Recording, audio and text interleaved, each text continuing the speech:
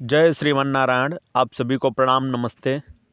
दोस्तों, आज इस वीडियो में हम बात करने वाले हैं महाभारत में जो वृत्तांत आता है शिशुपाल के जन्म का, जिसे भीष्म जी ने भीम को बताते हुए कहा था। वह देखेंगे महाभारत से कि शिशुपाल का जन्म कैसे हुआ था और भगवान कृष्ण ने उसका वध क्यों किया था। इससे पहले हमने एक वीडियो प्रकाशित किया है, आप लोग मेरे चैनल पे जाके देख सकते हैं, शिशुपाल का। उसमें शिशुपाल ने भगवान कृष्ण के लिए जो आक्षेपपूर्ण वचन कहे वह कितने निंदनीय हैं। तो इस वीडियो में शिशुपाल के जन्म का वृत्तांत हम देखेंगे। भीष्म जी कहते हैं भीमसेन से, सुनो, चेदिराज दमघोष के कुल में जब यह शिशुपाल उत्पन्न हुआ, उस समय इसके 3 आंखें और 4 भुजाएं थी। इसने रोने की जगह गदहे की भांति रेकने का शब्द किया था और जोर जोर से गर्जना भी की थी। इसके माता पिता अन्य भाई बंधुओं सहित इस भय से थर्रा उठे। इसकी वह विकराल आकृति देख उन्होंने इसे त्याग देने का निश्चय किया। पत्नी, पुरोहित तथा मंत्रियों सहित चेदिराज का हृदय चिंता से मोहित हो रहा था। उस समय आकाशवाणी हुई, एसते नृपते पुत्रः श्रीमान जातो बलाधिकः तस्मादस्मानन् भेतव्यमव्यग्रह पाहि वै शिशुम। राजन, तुम्हारा यह पुत्र श्री संपन्न और महाबली है, अतः तुम्हें इससे डरना नहीं चाहिए। तुम शांत प्रिय होकर इस शिशु का पालन करो।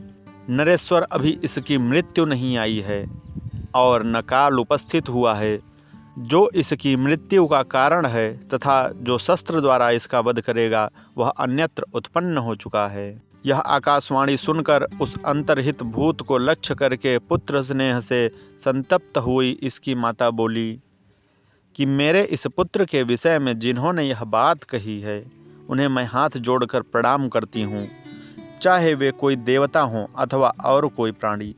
वे फिर मेरे प्रश्न का उत्तर दें। मैं यह यथार्थ रूप से सुनना चाहती हूँ कि मेरे इस पुत्र के मृत्यु में कौन निमित्त बनेगा।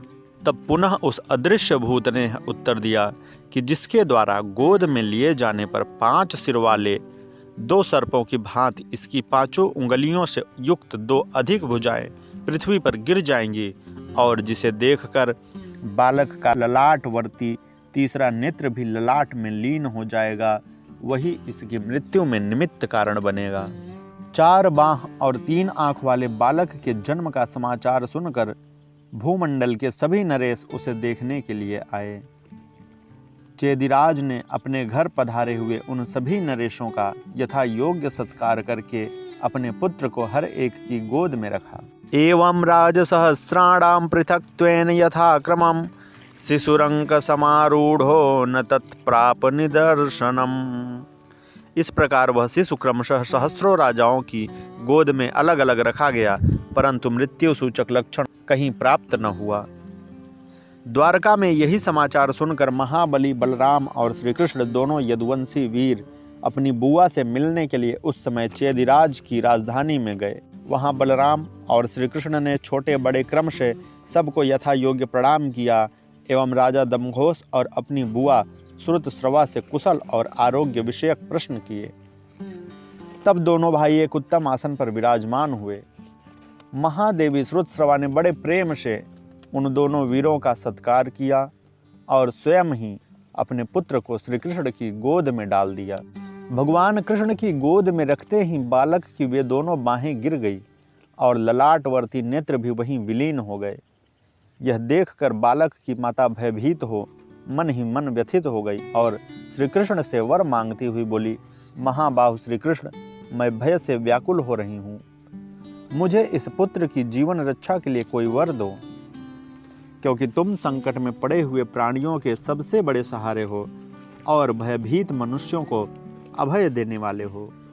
अपनी बुआ के ऐसा कहने पर यदुनंदन श्री कृष्ण भगवान ने कहा, हे धर्मज्ञ, हे देवी, तुम डरो मत, तुम्हें मुझसे कोई भय नहीं है। कहो बुआ तुम्ही कि मैं तुम्हें कौन सा वर दूं या तुम्हारा कौन सा कार्य सिद्ध कर दूं। संभव हो या असंभव तुम्हारे वचन का मैं अवश्य पालन करूंगा।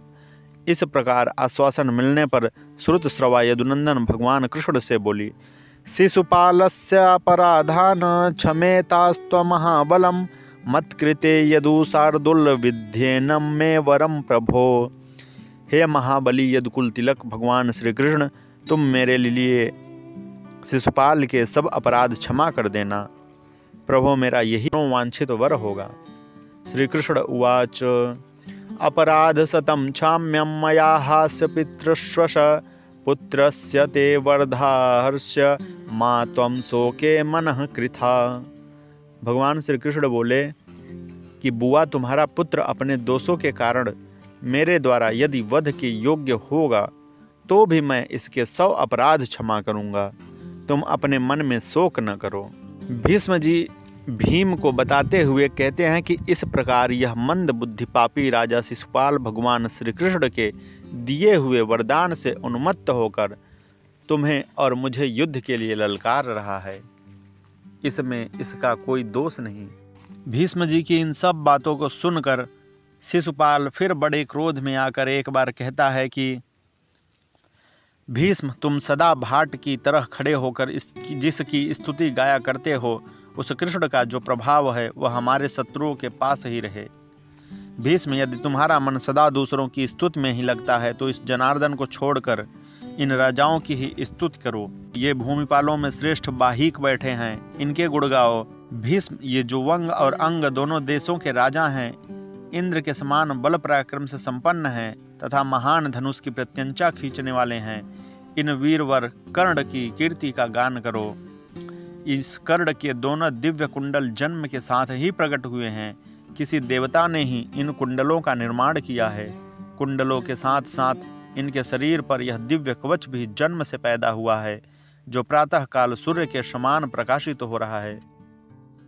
इस तरह शिशुपाल भीष्म जी को बहुत ही आक्षेपपूर्ण वचन बोलता है और फिर भीष्म जी शिशुपाल की बातों को सुनकर क्रोधित हो जाते हैं और वे कहते हैं कि मैंने सभी राजाओं के सिर पर पैर रख दिया और कहते हैं, हमने जिनकी पूजा की है, अपनी महिमा से कभी च्युत न होने वाले वे भगवान गोविंद तुम लोगों के सामने मौजूद हैं। तुम लोगों में से जिसकी बुद्धि मृत्यु का आलिंगन करने के लिए उतावली हो रही है, वह इन्हीं यदुकुल तिलक चक्र गदाधर श्री कृष्ण को आज युद्ध के लिए ललकारे और इन्हीं के हाथों मारा जाकर भगवान के शरीर में प्रविष्ट हो जाए। शिशुपाल फिर भगवान श्री कृष्ण से कहता है कि जनार्दन, मैं तुम्हें बुला रहा हूँ, आओ मेरे साथ युद्ध करो, जिससे आज मैं समस्त पांडवों सहित तुम्हें मार डालूं। कृष्ण, तुम्हारे ये साथ पांडव भी सर्वथा मेरे वध्य हैं, क्योंकि इन्होंने सब राजाओं की अवहेलना करके राजा न होने पर भी तुम्हारी पूजा की है। तुम कंस के दास थे तथा राजा भी नहीं हो, इसलिए राजा के पूजा के अनाधिकारी हो। तो भी कृष्ण, जो लोग मूर्खतावश तुम जैसे दुर्बुद्ध की पूजनीय पुरुष की भांति पूजा करते हैं, वे अवश्य ही मेरे वध्य हैं, ऐसा मैं मानता हूँ। भगवान कृष्ण कहते हैं, हे भूमिपालों, यह तो है यदुकुल की कन्या का पुत्र, परंतु हम लोगों से अत्यंत शत्रुता रखता है। यद्यपि यादवों ने इसका कभी कोई अपराध नहीं किया है, फिर भी यह क्रूर आत्मा उनके अहित में लगा रहता है। हम प्रागस ज्योतिषपुर में गए थे। यह बात जब इसे मालूम हुई तब इस क्रूर कर्मा ने मेरे पिताजी का भांजा होकर भी द्वारका में आग लगवा दी। एक बार भोजराज अर्थात उग्रसेन रैवतक पर्वत पर क्रीड़ा कर रहे थे। उस समय यह वहीं जा पहुंचा और उनके सेवकों को मारकर शेष व्यक्तियों को कैद करके उन सबको अपने नगर में ले गया। मेरे पिताजी अश्वमेध यज्ञ की दीक्षा ले चुके थे। उस रक्षकों में घिरा हुआ पवित्र अश्व छोड़ा गया था। इस पापपूर्ण विचार वाले दुष्टात्मा ने पिताजी के यज्ञ में विघ्न डालने के लिए अश्व को भी चुरा लिया था। इतना ही नहीं, इसने तपस्वी बभ्रु की पत्नी का, जो यहाँ से द्वारका जाते समय सवीर देश पहुँची थी और इसके प्रति जिसके मन में तनिक भी अनुराग नहीं था, मोहवश अपहरण कर लिया। इस क्रूर कर्मा ने माया से अपने असली रूप को छिपाकर करुषराज की प्राप्ति के लिए तपस्या करने वाली अपने मामा विशाल नरेश की कन्या भद्रा का करुषराज के ही वेश में उपस्थित हो उसे धोखा देकर अपहरण कर लिया। मैं अब तक अपनी बुआ के संतोष के लिए ही इसके बड़े दुखद अपराधों को सहन कर रहा हूँ। सौभाग्य की बात है कि आज यह समस्त राजाओं के समीप मौजूद है और आप सब लोग देख ही रहे हैं कि इस समय यह मेरे प्रति कैसा अभद्र बर्ताव कर रहा है। इसने परोक्ष में मेरे प्रति जो अपराध किए हैं उन्हें भी आप अच्छी तरह जान लें, परंतु आज इसने अहंकारवश समस्त राजाओं के सामने जो मेरे साथ दुर्व्यवहार किया है उसे मैं कभी क्षमा न कर सकूंगा। अब यह मरना ही चाहता है। इस मूर्ख ने पहले रुक्मिणी के लिए उसके बंधु बांधवों से याचना की थी, परंतु जैसे शूद्र वेद की ऋचाओं को श्रवण नहीं कर सकता, उसी प्रकार इस अज्ञानी को वह प्राप्त न हो सकी। भगवान कृष्ण की ये सब बातें सुनकर शिशुपाल हंसने लगा, जोर जोर से हंसने लगा। शिशुपाल उवाच, कृष्ण, तुम इस भरी सभा में, विशेषतः सभी राजाओं के सामने, रुक्मिणी को मेरी पहले की मनोनीत पत्नी बताते हुए लज्जा का अनुभव कैसे नहीं करते? मधुसूदन, तुम्हारे सिवा दूसरा ऐसा कौन पुरुष होगा जो अपनी स्त्री को पहले की, दूसरे की वाग्दत्ता पत्नी स्वीकार करते हुए सत्पुरुषों की सभा में इस बात का वर्णन करेगा? कृष्ण, यदि अपनी बुआ की बातों पर तुम्हें श्रद्धा हो तो मेरे अपराध क्षमा करो या न भी करो। तुम्हारे कुपित होने या प्रसन्न होने से मेरा क्या बनने बिगड़ने वाला। शिशुपाल जब इस तरह की बातें कर रहा था तभी भगवान मधुसूदन अपने सुदर्शन चक्र का स्मरण करते हैं और सुदर्शन चक्र का स्मरण करते ही तत्काल चक्र हाथ में आ गया। एतस्मिन्नेव काले तु चक्रे हस्तगते सति उवाच भगवान उच्चैर्वाक्यम वाक्य विशारदः। और भगवान ने उच्च स्वर में कहा, यहाँ बैठे हुए सभी महिपाल यह सुन लें कि मैंने क्यों अब तक इसके अपराध क्षमा किए। इसी की माता की याचना करने पर मैंने उसे अप्रार्थित वर दिया था कि शिशुपाल के 100 अपराध क्षमा कर दूंगा। राजाओं, वे सब अपराध अब पूरे हो गए हैं, अतः आप सभी भूमिपतियों के देखते देखते मैं अभी इसका वध कर देता हूँ। ऐसा कहकर कुपित हुए शत्रुहंता यदुकुल तिलक भगवान श्री कृष्ण ने चक्र से उसी क्षण चेदिराज शिशुपाल का सिर उड़ा दिया। आगे महाभारत में वर्णन आता है कि शिशुपाल के शरीर से एक तेज प्रकट होता है और भगवान के श्री चरणों में विलीन हो जाता है। आगे भी एक वर्णन आता है छोटा सा कि शिशुपाल जो रहता है वह जय विजय का ही स्वरूप रहता है। वह भगवान, इसीलिए उसको कंस और शिशुपाल दोनों जय विजय के ही स्वरूप हैं। इसीलिए भगवान के उन शरीरों में प्रविष्ट हो जाता है वो भगवान कृष्ण के। जय श्रीमन नारायण।